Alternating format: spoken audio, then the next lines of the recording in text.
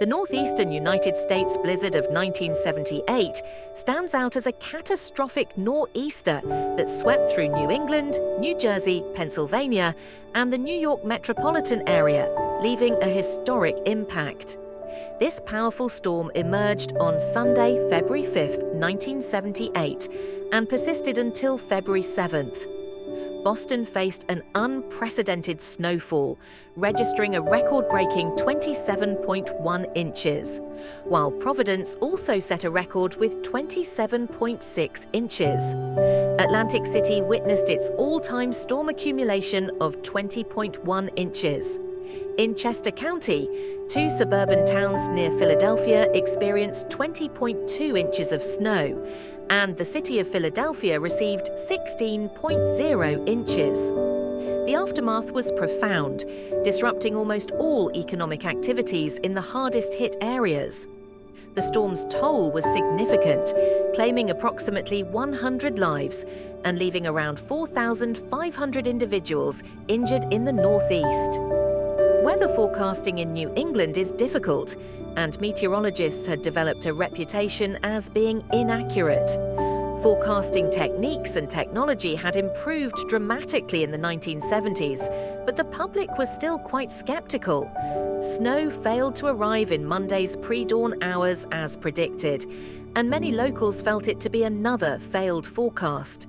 Because of this, people had neither time nor incentive to prepare.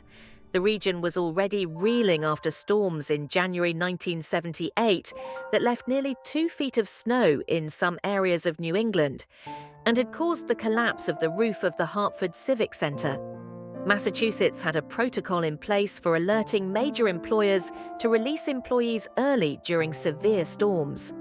Starting in the early afternoon of February 6th, thousands of workers were sent home, yet many others remained caught in the storm's grip.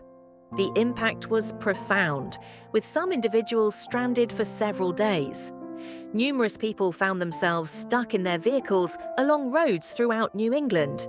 Tragically, 14 lives were lost on I-95 near Boston as the snow accumulated, preventing the escape of poisonous exhaust fumes from idling vehicles. More than 3,500 cars were found abandoned and buried on roads during the cleanup.